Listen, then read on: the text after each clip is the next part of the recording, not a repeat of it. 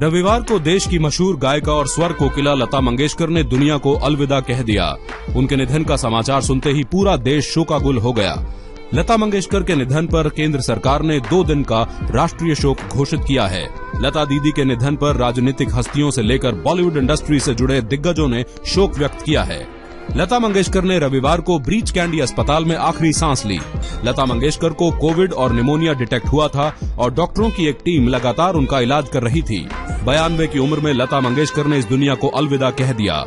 बॉलीवुड के तमाम दिग्गज सेलिब्रिटी उन्हें सोशल मीडिया पर श्रद्धांजलि दे रहे हैं। अक्षय कुमार, भूमि पेडनेकर और दिया मिर्जा जैसे सेलेब्स ने ट्वीट करके शोक जताया है। मुंबई के शिवाजी पार्क में अंतिम संस्कार। मिली जानकारी के अनुसार सुर साम्राज्ञी लता मंगेशकर के पार्थिव शरीर को लगभग 12:30 बजे उनके आवास पर ले जाया जाएगा। पूरे राजकीय सम्मान के साथ आज शाम 6:30 बजे शिवाजी पार्क में अंतिम संस्कार किया जाएगा। मध्य प्रदेश में शोक की लहर। मध्य प्रदेश के इंदौर शहर में जन्मी लता मंगेशकर के निधन पर पूरे मध्य प्रदेश में शोक की लहर छाई हुई है। यहाँ के दिग्गज नेताओं ने अपनी श्रद्धांजलि अर्पित की है।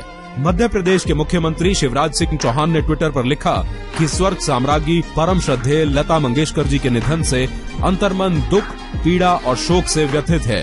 देश ही नहीं समूचे विश्व ने एक ऐसी स्वर साधिका को खो दिया जिन्होंने अपनी मधुर आवाज से जीवन में आनंद घोलने वाले असंख्य गीत दिए। लता दीदी का तपस्वी जीवन स्वर साधना का अप्रतिम अध्याय है।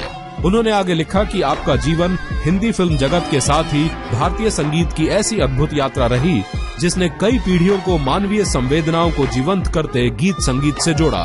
फिल्म जगत के उद्भव से अत्याधुनिक युग में प्रवेश करने तक दीदी सहयोगी से संरक्षक तक की भूमिका में रही। आपका योगदान अविस्मरणीय रहेगा। 2 दिन का राष्ट्रीय शोक घोषित। देश की सबसे लोकप्रिय संगीतकार लता मंगेशकर के निधन से पूरे देश में शोक की लहर है। केंद्र सरकार ने उन्हें श्रद्धांजलि देते हुए 2 दिन का राष्ट्रीय शोक घोषित किया है।